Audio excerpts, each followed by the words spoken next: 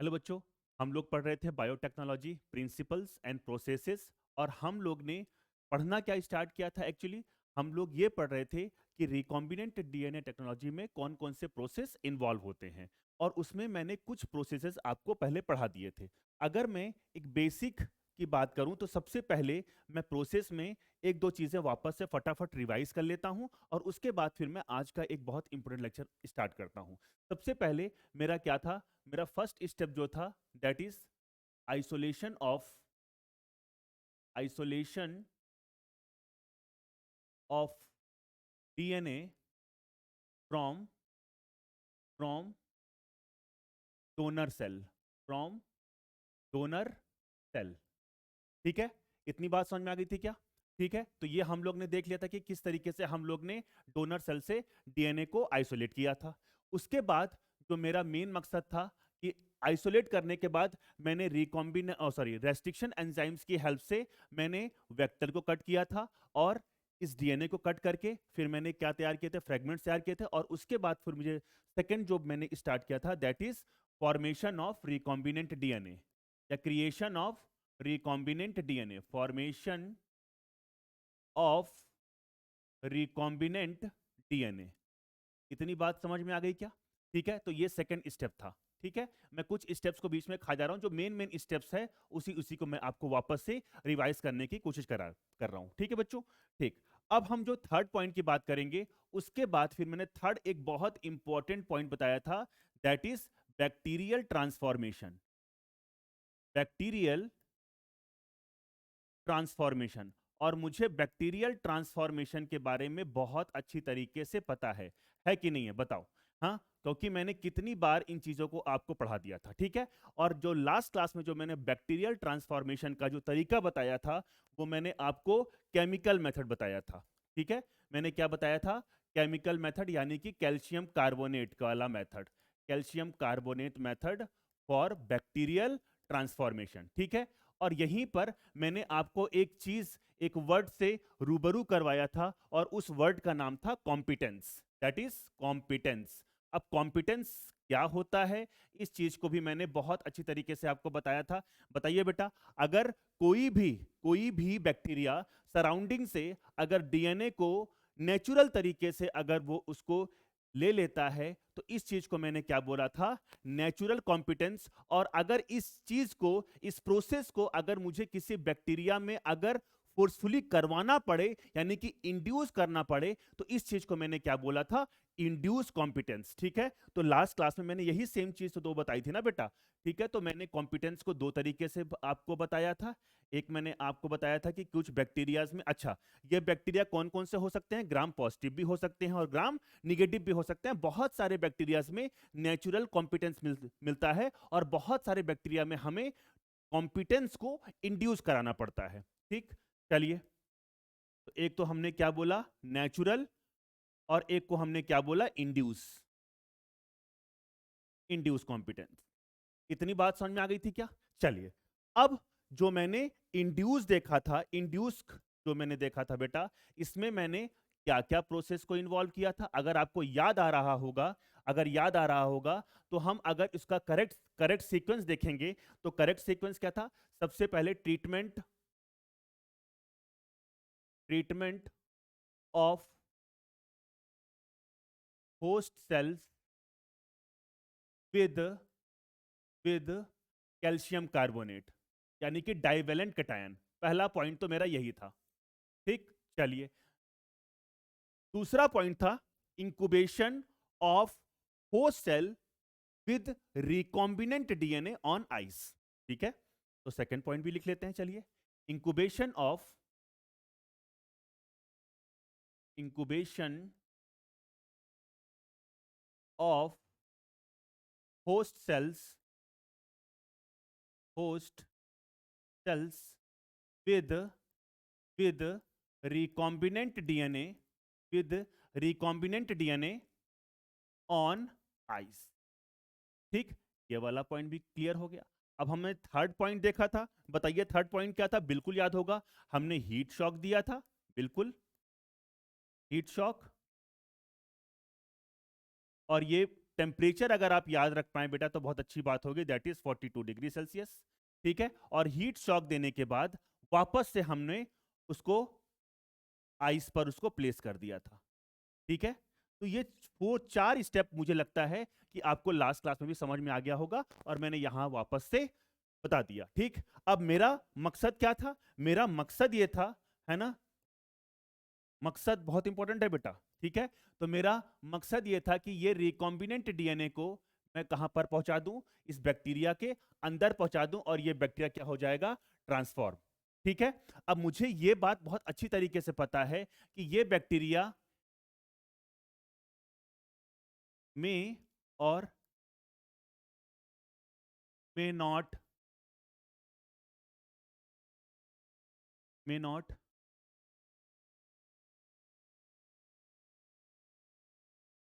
take up DNA from surroundings। इसका मतलब क्या है? इसका सिंपल सा मीनिंग है बेटा कि ये जो बैक्टीरियल सेल है, ठीक है, इंड्यूस कराने के बावजूद भी ये ले भी सकता है ना, टेक अप कर भी सकता है और नहीं भी कर सकता है। ठीक है, ठीक है, चलिए, है ना। और ये जो मैंने पोर्स तैयार किए हैं बेटा, इसको मैंने क्या बोला था? Transient pores. Transient pores. और याद रखिएगा, इस ट्रांजिएंट पोर्स का जो फॉर्मेशन होता है which is done by calcium carbonate, यानी कि डाइवेलेंट कैटायंस। इसको याद रखिएगा, डाइवेलेंट कैटायंस। ठीक है, तो इतनी बातें मुझे समझ में आ गई। तो मैं ये मान के चल रहा हूं कि जो आपका प्लाज्मिड है वो इस बैक्टीरिया के अंदर आ चुका है। ठीक है, बिल्कुल हम मान लेते हैं।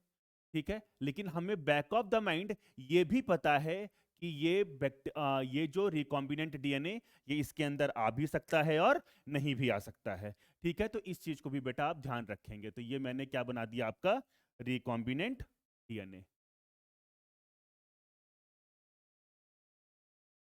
चलिए, तो इतनी बात मुझे समझ में आ गई। अब इतनी बात समझ में आ गई तो वापस से अब हम आज का लेक्चर स्टार्ट कर सकते हैं बिना किसी देरी के। ठीक है, अब चलिए, वापस से जब इतनी बातें अपने को समझ में आ गई, स्टेप्स मैंने वापस से यहाँ पर बेटा लिख रखा है। इस स्टेप को आप मैं अगेन एंड अगेन आपको पढ़ा चुका हूँ, तो इस स्टेप को वापस से देख लीजिएगा।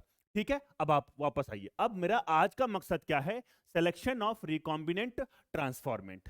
Selection of recombinant transformant. अब सुनो, मैंने जब लास्ट क्लास में आपको पढ़ाया था तो मैंने ये बताया था कि जब मैंने ये कोशिश की थी, क्या क्या कोशिश की थी? मैंने कोशिश ये की थी कि मैं किसी भी तरीके से रिकॉम्बिनेंट डीएनए को बैक्टीरियल सेल के अंदर पहुंचा दूं और मैं उसको ट्रांसफॉर्मेंट में कन्वर्ट कर दूं। मेरी कोशिश ये थी।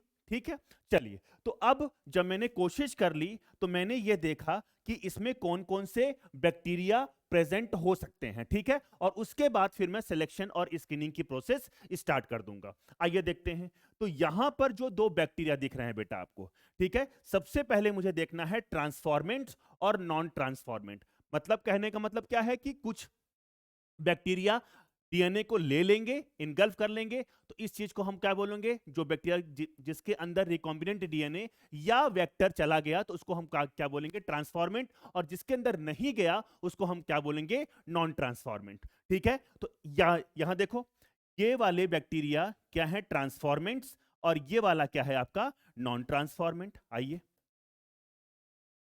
तो हमने क्या बोला? हमने क्या बोला?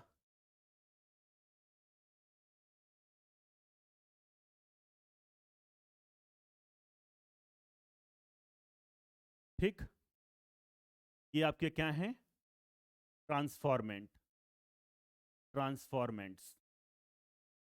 सुनते रहना बेटा, तभी हम लोग दूर तक पहुंच पाएंगे। ये क्या है आपका? ट्रांसफॉर्मेंट। और यहां पर ये जो बैक्टीरिया दिख रहा है इसके अंदर देखो आपको डीएनए नहीं दिख रहा है, तो इसको हम लोग क्या बोलेंगे? Non transformant. तो ये क्या है आपका? Non transformant. Non transformant. ठीक, ये वाला पॉइंट भी समझ में आ गया मुझे। अब ट्रांसफॉर्मेंट्स में भी यहां पर मैंने दो तरह के ट्रांसफॉर्मेंट बना रखे हैं बेटा, ठीक है। एक एक के तो अंदर क्या है, आपका रिकॉम्बिनेंट डीएनए है, और एक के अंदर क्या है, जो प्लाज्मिड वापस से रीएनील हो गए थे और उसके अंदर जीन ऑफ इंटरेस्ट क्या लाइगेट नहीं हो पाई थी, तो उस चीज को हमने क्या बोला, वो भी ट्रांसफॉर्मेंट है, लेकिन उसके अंदर क्या नहीं है, रिकॉम्बिनेंट डीएनए प्रेजेंट नहीं है, ठीक है। तो ट्रांसफॉर्मेंट को भी मैं फर्दर क्लासिफाई कर रहा हूं। एक को हम लोग क्या बोलेंगे, recombinant recombinant transformants,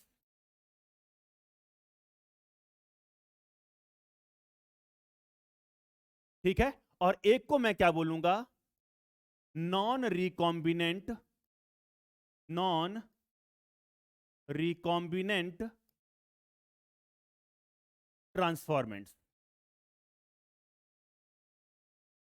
non recombinant transformant, ठीक। अब मेरे प्यारे बच्चों, एक बात मुझे बताओ, मैंने यहां पर एक तो मैंने बोला क्या, एक तो मैंने ये बोला आपको कि दिक्कत हो जाती है, कोई बात नहीं, फटाफट।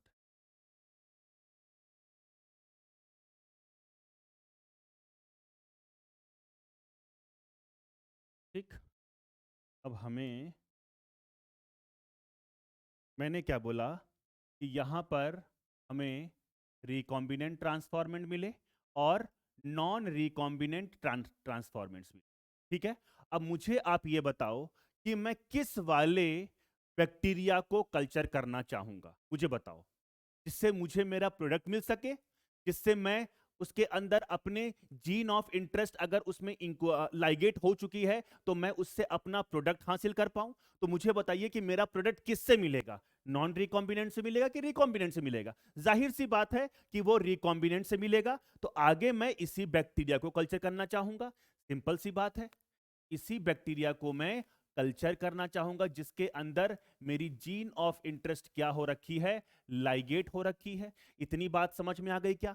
ठीक है, तो मुझे ट्रांसफॉर्मेंट, सबसे पहले तो मुझे यह पता लगाना है कि कौन ट्रांसफॉर्मेंट है और कौन नॉन ट्रांसफॉर्मेंट है। उसके बाद फिर मुझे ट्रांसफॉर्मेंट्स में यह पता लगाना है कि कौन कौन नॉन रिकॉम्बिनेंट ट्रांसफॉर्मेंट है और कौन रिकॉम्बिनेंट ट्रांसफॉर्मेंट है। ठीक है, तो इस प्रोसेस को हम नाम देंगे सिलेक्शन या स्क्रीनिंग। ठीक है, देखिए दो डिफरेंट डिफरेंट वर्ड है, एक सिलेक्शन और स्क्रीनिंग। ठीक है, सिलेक्शन का मतलब अलग होता है और स्क्रीनिंग का मतलब अलग होता है, लेकिन आपके लेवल पे आप दोनों को एक ही वर्ड मानकर चलिए। लेकिन जब आप एमबीबीएस में पहुंच जाएंगे या कुछ बच्चे अगर बायोटेक्नोलॉजी को अपना आगे का प्रोफेशन बनाते हैं तो उसमें आपको यह पता लगेगा कि सिलेक्शन और स्क्रीनिंग आर डिफरेंट प्रोसेसेस। ठीक है, चलिए, तो हम अब अपना फोकस किस पे रखेंगे, हम अपना फोकस किस पे रखेंगे कि हमें ट्रांसफॉर्मेंट में वो बैक्टीरिया यानी कि वो होस्ट सेल्स खोज के निकालने हैं जिसके अंदर मेरा रिकॉम्बिनेंट डीएनए पहुंच चुका है। ठीक है, अब इस चीज को कैसे हम लोग करते हैं बेटा, आइए हम लोग देखते हैं आगे। ठीक बच्चों, चलिए, तो अब हम लोग को क्या देखना है, सबसे पहला जो इंसर्शनल इनएक्टिवेशन को देखने से पहले, अब मैंने यहां पर जो तीन प्रोसेस लिखे थे, हाँ ये जो तीन प्रोसेस लिखे थे, अब मुझे फोर्थ प्रोसेस याद रखना है, दैट इज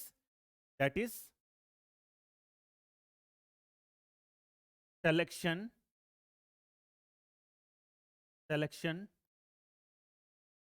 या स्क्रीनिंग।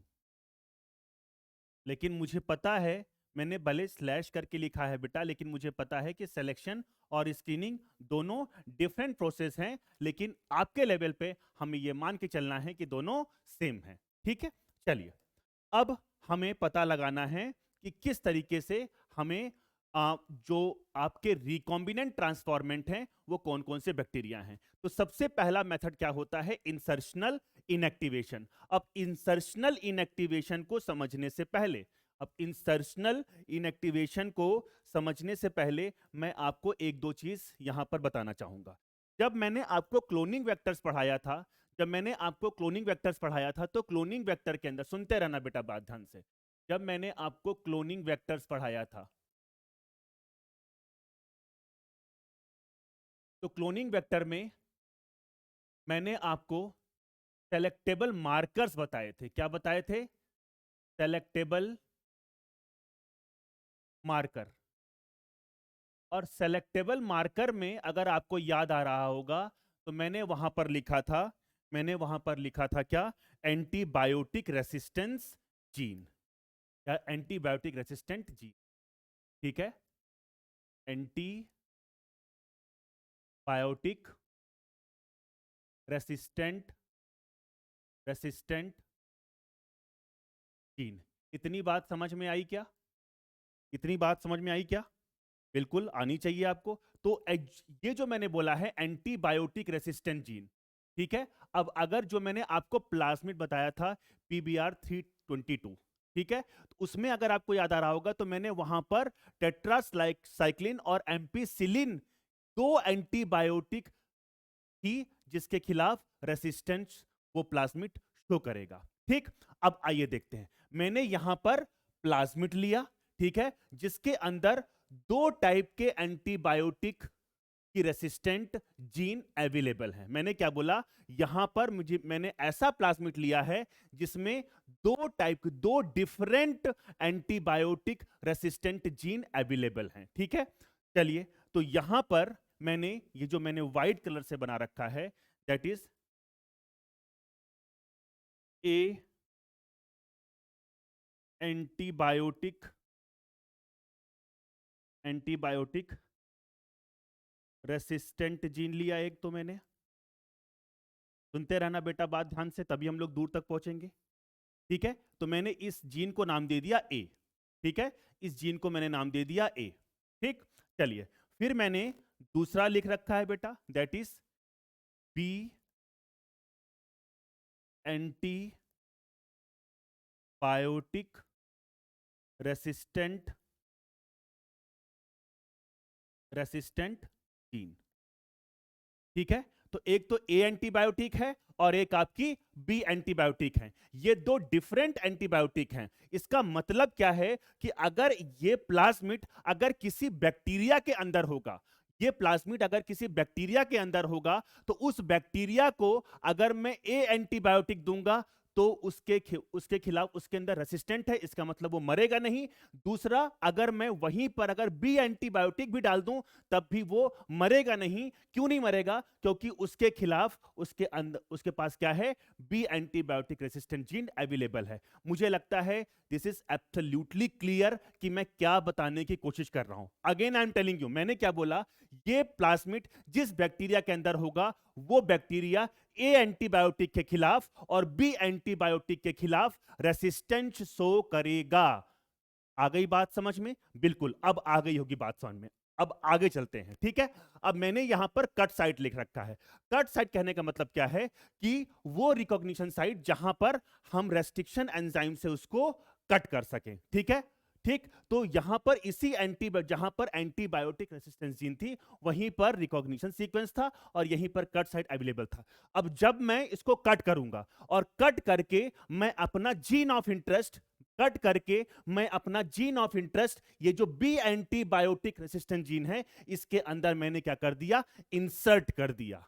तो मैंने जो मेरा जीन ऑफ इंटरेस्ट था उसको मैंने बी एंटीबायोटिक रेसिस्टेंट जीन जहां अवेलेबल थी उसी में मैंने अपना जीन ऑफ इंटरेस्ट क्या कर दिया? इंसर्ट कर दिया।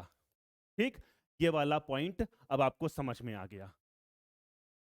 तो मैंने यहां पर अपना gene of interest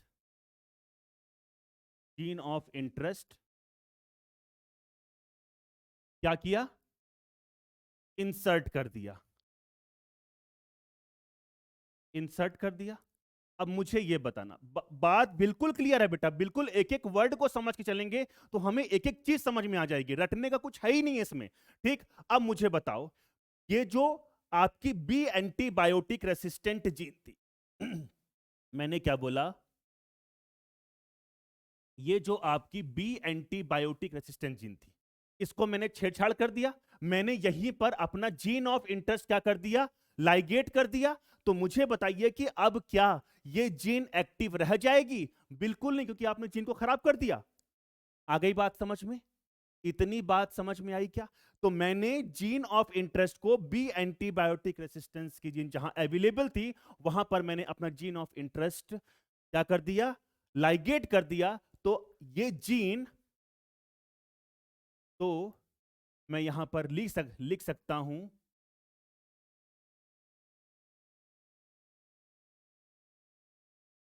B antibiotic, B antibiotic, B antibiotic, एक मिनट,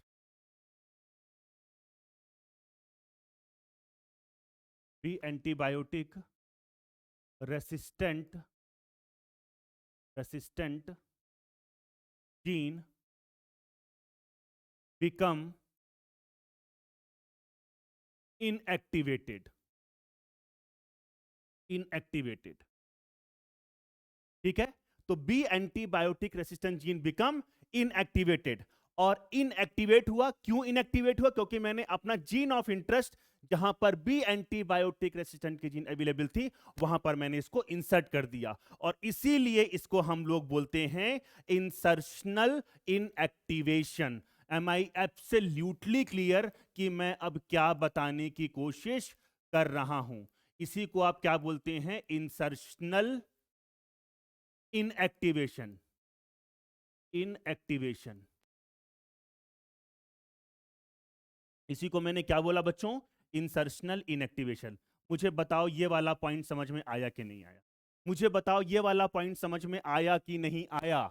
मुझे लगता है बिल्कुल एक एक चीज मैंने आपको यहां पर बता दी कि what is the meaning of insertional inactivation. चलिए अब आगे चलते हैं। ठीक, अब करना क्या है मुझे? ठीक है, अब मुझे पता लगाना है कि कौन ट्रांसफॉर्मेंट है और कौन नॉन ट्रांसफॉर्मेंट है। आइए देखते हैं किस तरीके से। पानी पी लेते हैं, उसके बाद आगे चलते हैं हम लोग। ठीक है बच्चों, तो यहां तक बात अपने को समझ में आ चुकी है। अब एक चीज मैं यहां पर आपको और बताना चाहूंगा। वो बात यह है कि यहां पर जो मैं एंटीबायोटिक रेसिस्टेंट की जीन ले रहा हूं, जिससे वो प्लाज्मिड यानी कि वो बैक्टीरिया जो रेसिस्टेंस शो करेगा, याद रखिएगा दीज एंटीबायोटिक्स आर बैक्टीरियासाइडल। क्योंकि आपकी अगर एंटीबायोटिक की अगर हम बात करते हैं बेटा, तो एंटीबायोटिक दो तरह की होती है। एक आपका होता है बैक्टीरियोस्टैटिक और एक होता है बैक्टीरिसाइडल। तो यहां पर जो मैं एंटीबायोटिक को जो प्रीफर करता हूं, दैट इज बैक्टीरिसाइडल, जो बैक्टीरिया को किल कर दे। ठीक है, इतनी बात समझ में आ गई क्या? तो वो अब जब मैंने जीन ऑफ इंटरेस्ट अपना यहां पर इंसर्ट कर दिया, तो मुझे बताइए कि अब ये जो प्लाज्मिड है, ये वाला प्लाज्मिड जिस किसी के भी अंदर, जिस किसी के भी अंदर ये वाला प्लाज्मिड होगा, है ना, जिस किसी बैक्टीरिया के अंदर ये वाला प्लाज्मिड होगा, ये वाला जो प्लाज्मिड होगा, ये रेसिस्टेंट ए के खिलाफ, तो ये रेसिस्टेंट शो करेगा ए एंटीबायोटिक के खिलाफ। It shows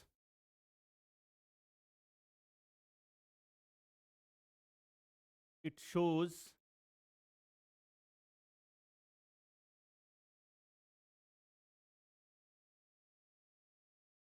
shows resistance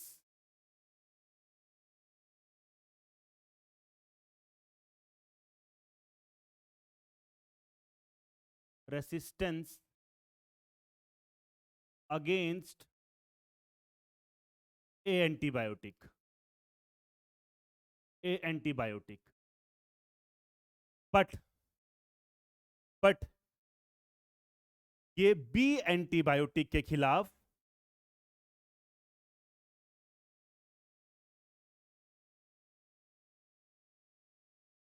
doesn't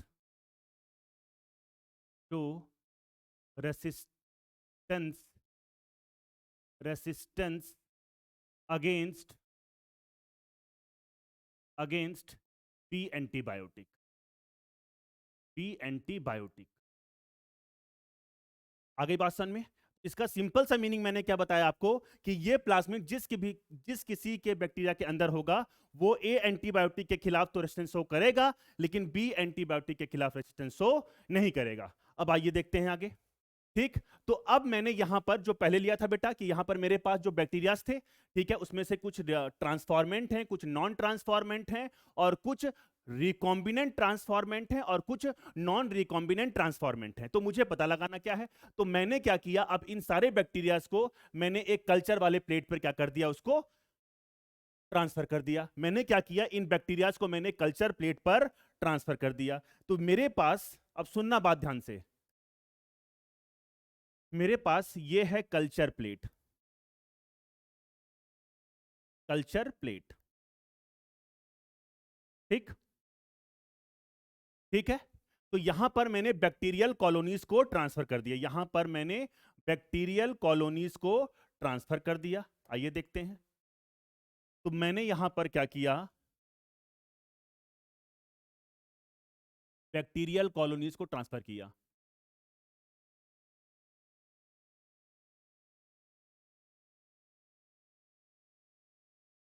ठीक,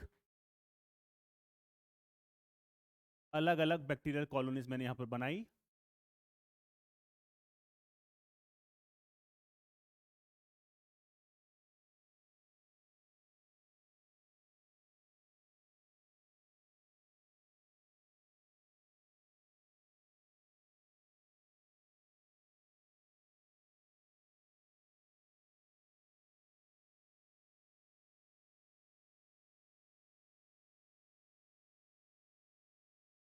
ठीक, आ गई बात समझ में। मैंने यहां पर अलग अलग बैक्टीरियल कॉलोनीज बना ली, बना ली बेटा, ठीक है। चलिए, अब मैंने जो बैक्टीरियल कॉलोनीज जब बना ली, तो अब इसी की same replica plate, replica culture plate मैंने यहां पर तैयार की। मतलब कि जो आपकी कॉलोनीज यहां पर थी, वही सेम कॉलोनीज यहां पर थी। मैं इनको नाम दे देता हूं तो ज्यादा अच्छी तरीके से हम लोग पढ़ पाएंगे। यहां पर मैंने इसको नाम दे दिया 1, इसको नाम दे दिया 2, इसको नाम दे दिया 3, इसको नाम दे दिया 4, इसको नाम दे दिया 5, और इसको नाम दे दिया 6। यहां पर मैंने 6 बैक्टीरियल कॉलोनीज बना ली। अब मैंने यहां पर वेलवेट क्लॉथ रखा, और वेलवेट क्लॉथ रखने के बाद मैंने इसको यहां पर ऐसे ट्रांसफर कर दिया, ठीक है। तो यही सेम जो कॉलोनीज यहां पर आएंगी, वो यहां पर 1 होंगी,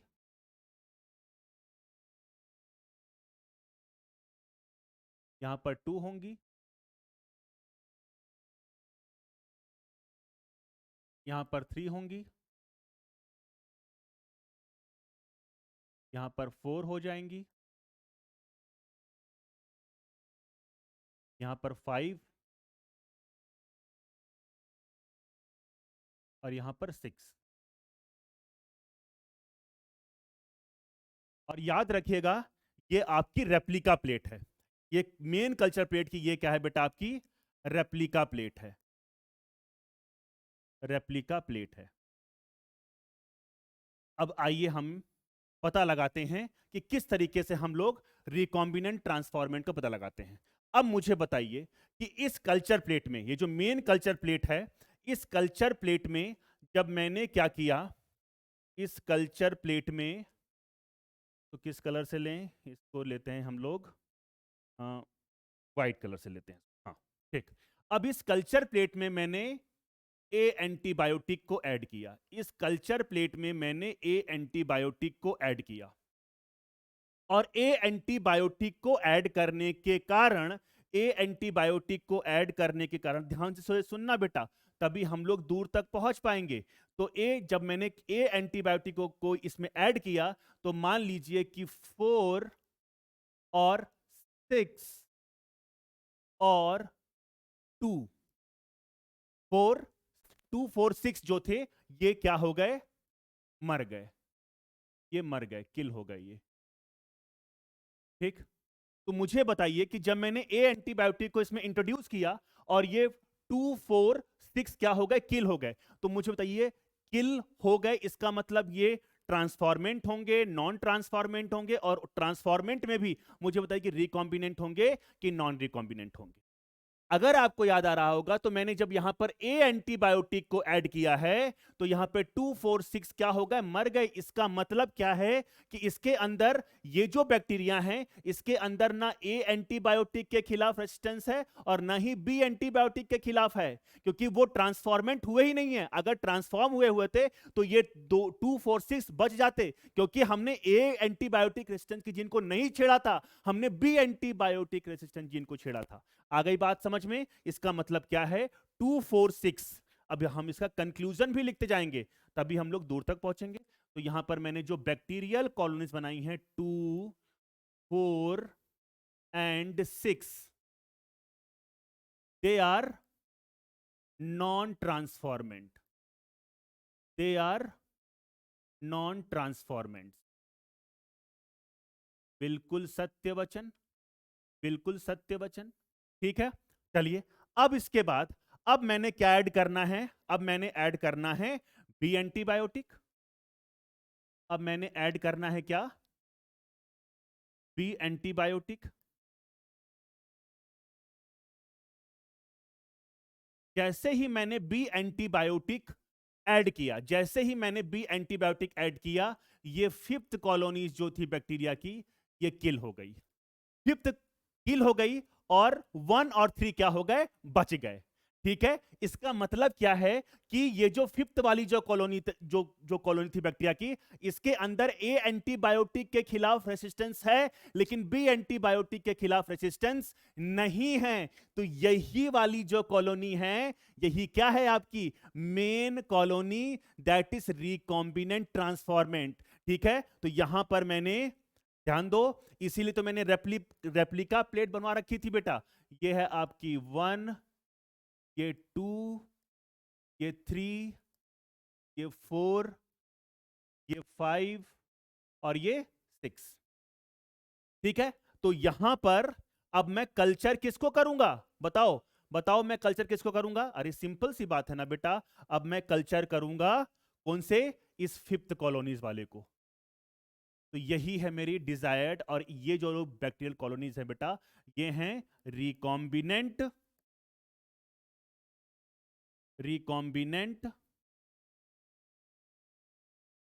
ट्रांसफॉर्मेंट्स, रिकॉम्बिनेंट ट्रांसफॉर्मेंट्स। मुझे लगता है ये वाला पूरा पॉइंट अब आपको बिल्कुल 1% भी डाउट नहीं होना चाहिए कि मैंने किस तरीके से रिकॉम्बिनेंट ट्रांसफॉर्मेंट का पता लगा लिया। मुझे बताओ यहां तक कोई दिक्कत है क्या? बिल्कुल दिक्कत होनी नहीं चाहिए बेटा, क्या दिक्कत है? कोई दिक्कत नहीं है। ठीक है, और 1 और 3 क्या होंगे आपके, इसको भी मैं लिख देता हूं। ठीक है, तो यहां पर फिफ्थ जो है आपका, ताकि आपको याद रहे, फिफ्थ है आपका रिकॉम्बिनेंट, रिकॉम्बिनेंट ट्रांसफॉर्मेंट।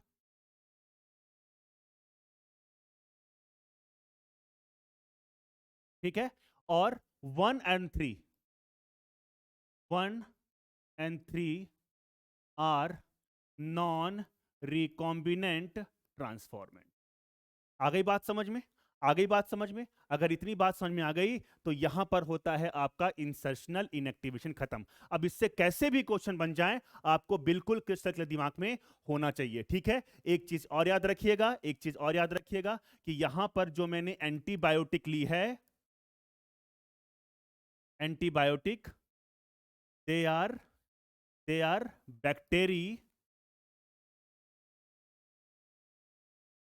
बैक्टेरिसाइडल,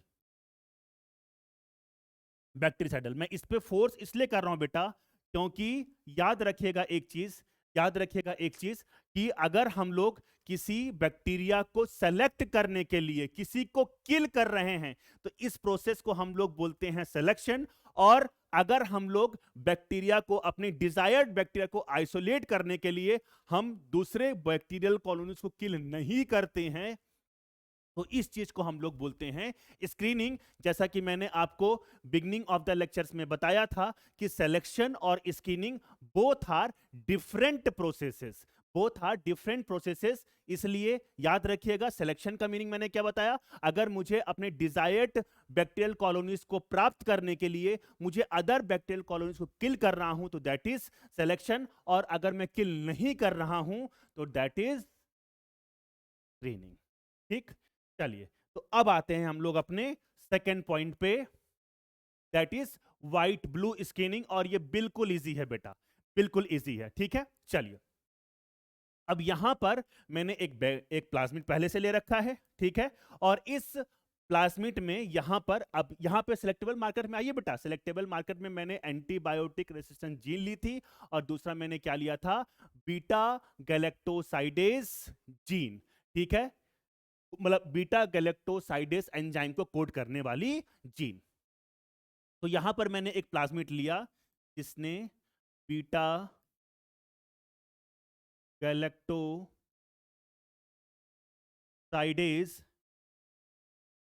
एंजाइम को कोड करने वाली क्या है यहां पर, जीन।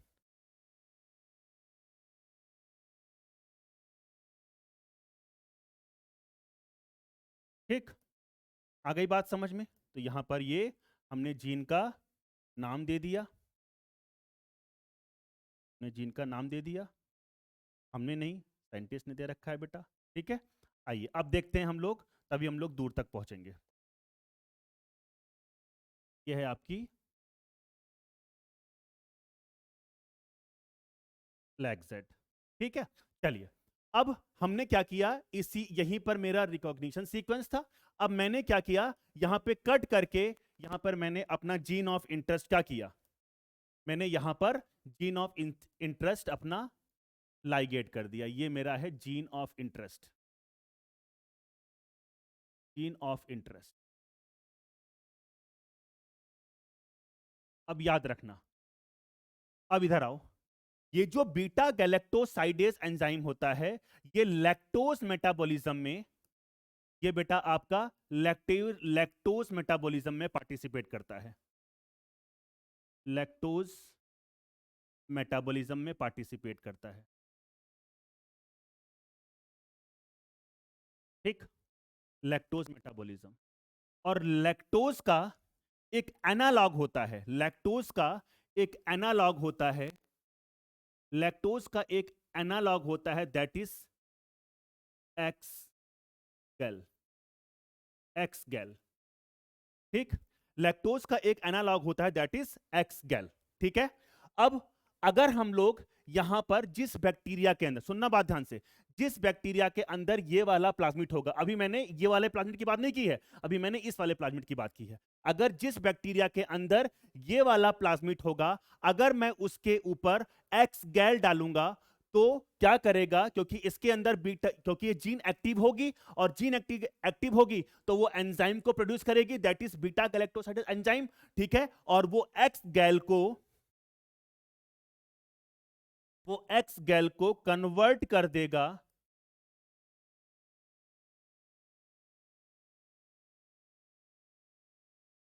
डीप ब्लू कलर में।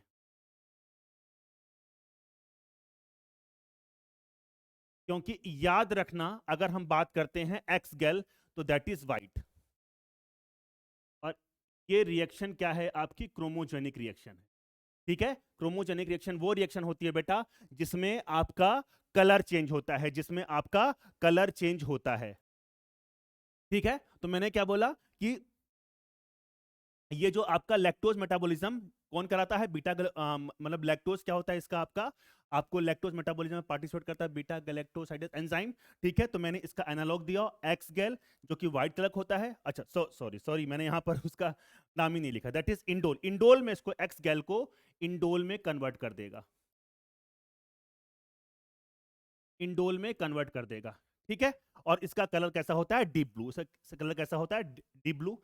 ठीक है, अब मुझे ये बताओ कि अब ये वाला प्लाज्मिड तो सही है, अब मुझे बताओ कि अगर किसी किसी के अंदर अगर ये वाला प्लाज्मिड है, ठीक है, तो इसमें हमने क्या किया, जीन ऑफ इंटरेस्ट को क्या किया, इंसर्ट कर दिया। तो यहां पर भी क्या हुआ, इंसर्शनल इनएक्टिवेशन होगा कि नहीं होगा, यहां पर भी क्या होगा, इंसर्शनल इनएक्टिवेशन।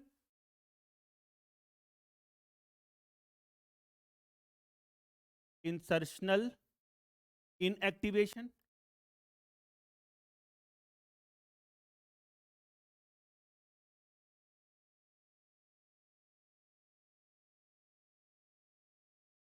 ठीक। अब मुझे एक बात बताइए बेटा, ये जो इंसर्शनल इनएक्टिवेशन हुआ है इसके कारण क्या ये प्लाज्मिड बीटा गैलेक्टोसाइडेस एंजाइम को प्रोड्यूस कर पाएगा? क्या ये आपका जो प्लाज्मिड है ये बीटा गैलेक्टोसाइडेस एंजाइम को प्रोड्यूस कर पाएगा? गैलेक्टोसाइडेस को प्रोड्यूस कर पाएगा? नहीं कर पाएगा। और बीटा गैलेक्टोसाइडेस को अगर प्रोड्यूस नहीं कर पाएगा तो क्या ये बीटा गैलेक्टोसाइडेस जो एंजाइम है ये एक्स गैल को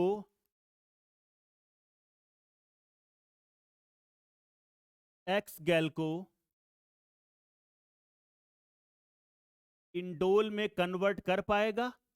नहीं कर पाएगा, क्योंकि एंजाइम ही नहीं है तो ये कन्वर्जन नहीं होगा, तो यहां पर कलर चेंज नहीं होगा। तो इसीलिए इसको हम लोग बोलते हैं व्हाइट ब्लू स्क्रीनिंग। ये भी इंसर्शनल इनएक्टिवेशन का ही मेथड है। इतनी बात समझ में आ गई हो तो हम अब और आगे चल सकते हैं। यहां पर कोई डाउट नहीं है बेटा, यहां पर भी क्या है आपका इंसर्शनल इनएक्टिवेशन, ठीक है। चलिए, ठीक है। तो हमने व्हाइट ब्लू स्क्रीनिंग करके हमने ये पता लगा लिया, तो ठीक है। तो अब जो आपके ट्रांसफॉर्मेंट होंगे, अगर ट्रांसफॉर्मेंट के ऊपर, क्योंकि हमने इन जीन ऑफ इंटरेस्ट लोकेट कर दी यहां पर, तो जो रिकॉम्बिनेंट ट्रांसफॉर्मेंट होंगे वो एक्स गैल को इंडोल में कन्वर्ट नहीं कर पाएंगे, कलर चेंज नहीं होगा। और कलर जिस बैक्टीरियल कॉलोनीज में कलर चेंज नहीं होगा उसको मैं जान जाऊंगा कि यही मेरा डिजायर्ड बैक्टीरिया है, और उसी बैक्टीरिया को फिर मैं आगे क्या करूंगा, कल्चर करूंगा। ठीक है। सेम चीज प्लाज्मिड वेक्टर है बेटा, मैंने फॉरेन डीएनए को आइसोलेट इंसर्ट कर दिया, insert with in lag Z, यहां पर मैंने है ना। तो यहां पर मुझे बताओ, यहां पर ये वाला जो रिएक्शन मैंने लिख रखा है कि मैंने प्लाज्मिड के अंदर फॉरेन डीएनए इंसर्ट कर दिया। अगर ये इंसर्शन कहां पर हुआ है, विद इन लैग जेड, मतलब कि जीन जहां पर थी वहीं पर हो गया, तो यहां पर क्या ये वाली जो बैक्टीरियल कॉलोनीज होंगी ये व्हाइट होंगी कि ब्लू होंगी? मुझे बताइए, ये जो बैक्टीरियल कॉलोनीज होंगी ये व्हाइट होंगी कि ब्लू होंगी? सिंपल सी बात है, यहां पर बीटा गैलेक्टोसाइड एंजाइम प्रोड्यूस नहीं होगा तो वो कन्वर्ट नहीं कर पाएगा एक्स गैल को डीप ब्लू में, तो वहां पर कलर चेंज नहीं होगा। इसका मतलब ये बैक्टीरियल कॉलोनीज कैसी होंगी, व्हाइट।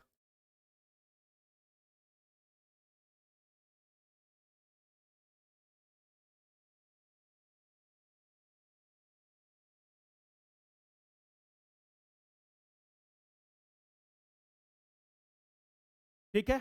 अब मान लो, कोई बात नहीं, ये फॉरेन डीएनए जो था ये आपका इंसर्ट आउटसाइड द लैक्जेट, मतलब कि जहां पर आपका बीटा गैलेक्टोसाइड एंजाइम के जीन प्रिंट है वहां पर ना होकर कहीं पर और इंसर्ट हुआ है। तो अब ये प्रोड्यूस कर पाएगा, इसका मतलब यहां पर क्या होगा आपका,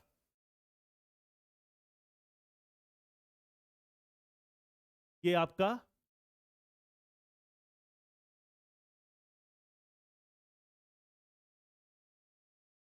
deep blue, deep blue convert हो जाएगा यहां पर। और मुझे बताओ कि यहां पर तो कोई इंसर्शन ही नहीं हुआ, तो यहां पर भी एक्टिवेट रहेगा, इसका मतलब ये भी क्या रहेगा आपका, डीप।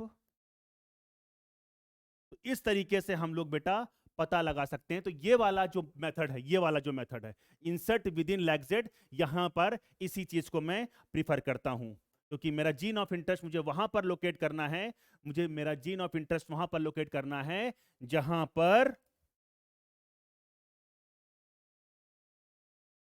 पर व्हाइट बैक्टीरियल कॉलोनीज क्या हो आपकी, बने। ठीक। चलिए, ठीक है, यही लेग्जेट था। और यहां पर लेग्जेट अगर एक्टिवेट रहेगा तो ये फंक्शनल एंजाइम प्रोड्यूस करेगा, functional enzyme, functional enzyme produce करेगा। ठीक है। इसका मतलब यहां पर कलर चेंज होगा, यहां पर इंसर्ट हो गया, तो यहां पर जब एंजाइम होगा ही नहीं, एंजाइम होगा ही नहीं, तो non functional enzyme, non functional enzyme. ठीक बच्चों, तो मैंने यहां पर आपको दो चीजें पढ़ा दी। एक तो मैंने आपको क्या पढ़ाया, इंसर्शनल इनएक्टिवेशन। इसमें मैंने दो चीजें पढ़ाई आपको, एक तो एंटीबायोटिक रेसिस्टेंस जीन पढ़ाई और दूसरा मैंने पढ़ाया आपको क्या, बीटा गैलेक्टोसाइडेज वाला जो इंसर्शनल इनएक्टिवेशन था वो भी मैंने आपको यहां पर पढ़ा दिया। ठीक है, चलिए अब मैं यहां पर लास्ट टॉपिक आपको पढ़ा रहा हूं, that is reporter gene and reporter enzyme. ठीक है, अब रिपोर्टर जीन और रिपोर्टर एंजाइम में कोई दिक्कत वाली बात नहीं बेटा। यहां पर मैंने एक प्लाज्मिड लिया, ठीक है, ये है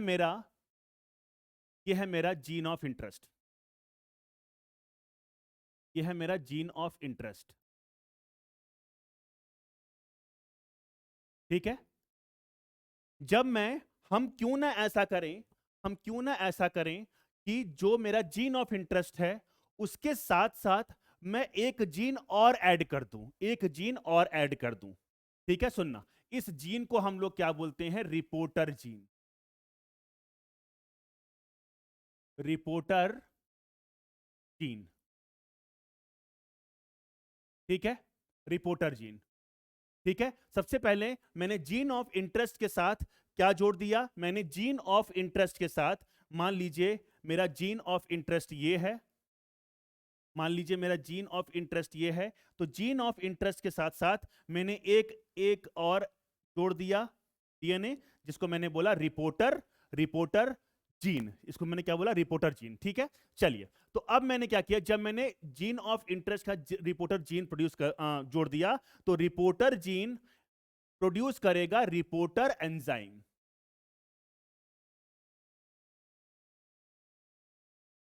रिपोर्टर एंजाइम।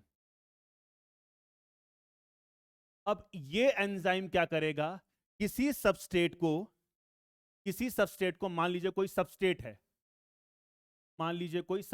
है, ठीक है, जो कि कलरलेस है, तो उसको ये कन्वर्ट कर देगा कलरफुल में,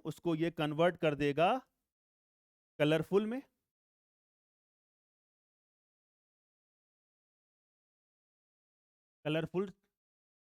ठीक है, या हो सकता है कि ये हो सकता है कलरलेस हो तो ये कलरफुल हो जाएगा, हो सकता है ये जो सबस्टेट है वो आपका कलरफुल हो तो हो सकता है ये कलरलेस हो जाए, तो इट डिपेंड्स। ठीक है, तो यहां पर भी मैं ऐसे ऐसे एंजाइम का या ऐसे जीन का यूज करूंगा जो कि क्रोमोजेनिक रिएक्शन में पार्टिसिपेट करते हों। जैसे कि अगर मैं आपको बताऊं बेटा, तो एक होता है आपका सबस्ट्रेट दैट इज लूसीफेरिन।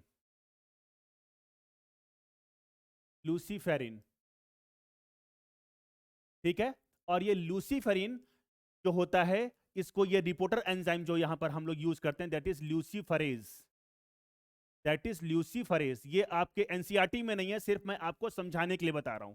तो ये ल्यूसीफरेज एंजाइम लूसीफरेन को कन्वर्ट कर देगा कलरफुल में। ठीक है, तो जब मैं बैक्टीरियल कॉलोनीज के ऊपर जब मैं लाइट डालूंगा तो वो चमकेंगी, बायोल्यूमिनेसेंस शो करेंगी। जब मैं उसके ऊपर लाइट डालूंगा, जब मान लीजिए ये लूसीफरेज एंजाइम ने लूसीफरिन को किसी भी प्रोडक्ट में कन्वर्ट कर दिया, वो उसके अंदर होगा, उस बैक्टीरिया के अंदर होगा, तो जब मैं उसके ऊपर लाइट डालूंगा तो वो बैक्टीरिया चमकेंगे, यानी कि वो बायोल्यूमिनेसेंस शो करेंगे। और इस चीज का भी यूज हम लोग कर सकते हैं पता लगाने के लिए। तो मुझे बताइए कि अगर किसी के अंदर अगर ये वाली रिएक्शन अगर कैटेलाइज हो रही है, तो मैं ये जान सकता हूं क्या कि मैं वो बैक्टीरिया जो बायोल्यूमिनेसेंस शो कर रहे हैं, इसका मतलब वो वही बैक्टीरिया बायोल्यूमिनेसेंस शो कर पाएंगे जिनके पास ये रिपोर्टर जीन होगी, तभी वो रिपोर्टर एंजाइम प्रोड्यूस कर रहे होंगे, तभी वो इस रिएक्शन को कैटेलाइज कर रहे होंगे। इसका मतलब कि जो मैंने इंसर्ट किया है, क्योंकि इसी के साथ क्या है मेरा जीन ऑफ इंटरेस्ट, तो इसका मतलब क्या है कि मेरा जीन ऑफ इंटरेस्ट भी उसके अंदर है, जो बैक्टीरिया बायोल्यूमिनेसेंस शो कर रहे हैं। ठीक है, तो एम आई एब्सोल्युटली क्लियर बेटा? तो हमने आज जो प्रोसेस देखी, स्क्रीनिंग एंड सिलेक्शन की प्रोसेस, ये बहुत इंपॉर्टेंट प्रोसेस थी और ये बच्चे बहुत कंफ्यूज होते हैं। तो मुझे अब आशा है कि इस लेक्चर को देखने के बाद आपको आपके अंदर बिल्कुल भी कोई शंका नहीं रह जाएगी कि किस तरीके से हम लोग स्क्रीनिंग और सिलेक्शन की प्रोसेस करते हैं। ठीक है, वापस से एक बार फटाफट हम लोग इन चीजों को रिवाइज कर लेते हैं ताकि आपको कोई दिक्कत का सामना ना करना पड़े।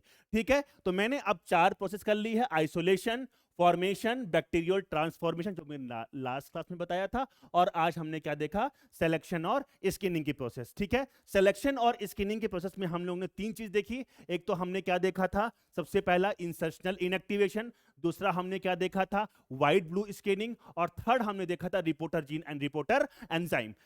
एंटीबायोटिक जो रेसिस्टेंस की जीन जो हैंगी बेटा, उस हम ऐसा प्लाज्मिड लेंगे जिसके अंदर 2 एंटीबायोटिक रेसिस्टेंस की जीन, जो प्लाज्मिड के अंदर क्या हो, 2 एंटीबायोटिक के खिलाफ वो प्लाज्मिड रेसिस्टेंस शो करता हो, यानी कि वो बैक्टीरिया शो करता हो, जिसके अंदर ये ऑब्वियस सी बात है प्लाज्मिड होगा। ठीक है, तो ये चीज आपको ध्यान रखनी है। ठीक, ठीक है, चलिए, तो हम लोग, नहीं, हमको पता क्या लगाना था, ये अपने को पता है। ठीक है, तो हमने क्या किया, बी एंटीबायोटिक रेसिस्टेंट जीन जहां पे अवेलेबल थी, वहां पर मैंने जीन ऑफ इंटरेस्ट इंसर्ट कर दिया। इसके कारण हुआ क्या कि अब ये जो प्लाज्मिड जिस किसी भी बैक्टीरिया के अंदर होगा, वो ए एंटीबायोटिक के खिलाफ रेसिस्टेंस शो करेगा, लेकिन बी एंटीबायोटिक के खिलाफ रेसिस्टेंस शो नहीं करेगा। ये चीज मुझे समझ में आ गई थी। फिर मैंने क्या किया कि मैंने इसका पता लगाने के लिए मैंने एक कल्चर प्लेट लिया, वहां पर मैंने डिफरेंट तरीके की बैक्टीरियल कॉलोनीज बनाई, और उसी की रेप्लिका प्लेट मैंने यहां पर बना ली, क्योंकि भैया अगर हम लोग रेप्लिका प्लेट नहीं बनाएंगे,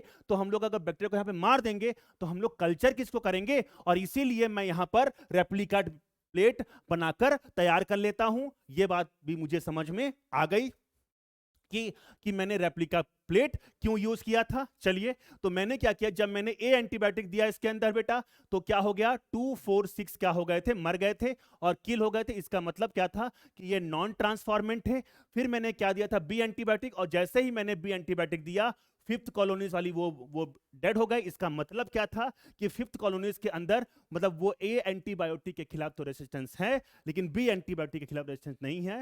that means they are recombinant transformants. ठीक है बच्चों, तो ये चीज आपको समझ में आ गई होगी।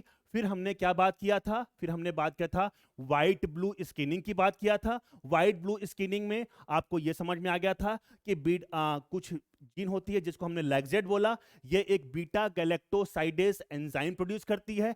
ये बीटा गैलेक्टोसाइडेज एंजाइम लैक्टोज के मेटाबॉलिज्म में इन्वॉल्व होता है। इसी का एनालॉग क्या होता है, आपका एक्सगेल। और अगर हम लोग एक्सगेल देंगे जिसके अंदर ये प्लाज्मिड होगा, तो वो बैक्टीरिया एक्सगेल को इंडोल में कन्वर्ट कर देगा। एक्सगेल का जो कलर होता है वो व्हाइट होता है, और इसका कलर कैसा होता है, ब्लू होता है, डीप ब्लू। आ गई बात समझ में। तो ये क्रोमोजेनिक रिएक्शन हुई, तो रिएक्शन का पता लगा के हमने ये पता लगा लिया कि क्या, कौन सा प्लाज्मिड है। ठीक है, उसके बाद जब मैंने जीन ऑफ इंटरेस्ट यहां पर लोकेट कर दी, तो यहां पर भी क्या हो गया, इंसर्शनल इनएक्टिवेशन, जिसके कारण ये जीन इनएक्टिवेट हो गई। अगर जीन इनएक्टिवेट हो गई तो ये एंजाइम प्रोड्यूस नहीं करेगी, इसका मतलब वो एक्स गैल को वो इंडोल में कन्वर्ट नहीं कर पाएगा। तो यहां पर जो बैक्टीरियल कॉलोनीज व्हाइट रह जाएंगी, वही हमारी क्या होंगी, मेन कॉलोनीज, जिसको मुझे आगे कल्चर करना होगा। ठीक है, मैं बार बार कल्चर वर्ड इसलिए यूज कर रहा हूं क्योंकि अगला जो लेक्चर होगा वो कल्चर का ही होगा। और अब 3 लेक्चर्स बेटा और बचे हैं आपके, ये आपका ये वाला जो चैप्टर चल रहा है ना। तो हार्डली 3 लेक्चर में ये पूरा खत्म हो जाएगा, और उसके बाद फिर हम लोग देखते हैं कि आगे हम लोग क्या क्या पढ़ते हैं। ठीक बच्चों, चलिए, फिर मैंने क्या देखा था, ये प्लाज्मिड वेक्टर देखा, इसमें मैंने फॉरेन डीएनए देखा। तो मैंने ये बताया कि जब इंसर्ट कहां पर होगा, लैग जेड के विदिन होगा, तभी ये व्हाइट बैक्टीरियल कॉलोनीज प्रोड्यूस करेंगी। अदरवाइज ये भी डीप ब्लू, और ये भी क्या, डीप ब्लू, क्योंकि यहां पर तो इंसर्ट ही नहीं हुआ है यहां पर, तो यहां पर भी तो जीन एक्टिवेट ही होगी ना बेटा।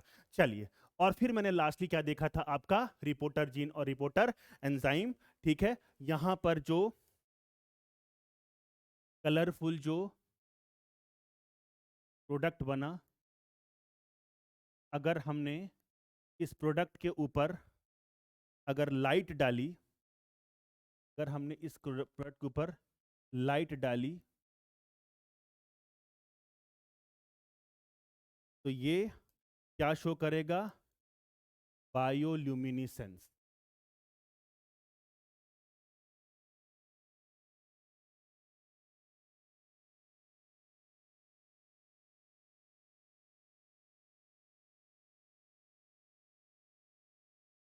ठीक, तो ये भी आपको समझ में आ गया।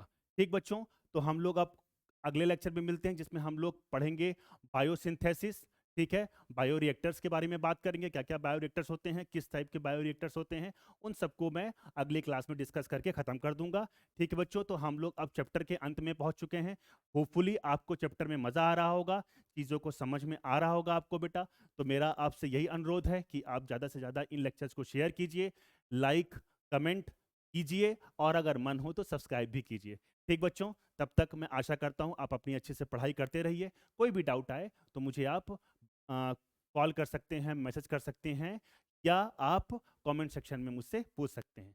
ठीक बच्चों, तो ऑल द बेस्ट, आप पढ़ाई अच्छे से करते रहिए। Thank you so much.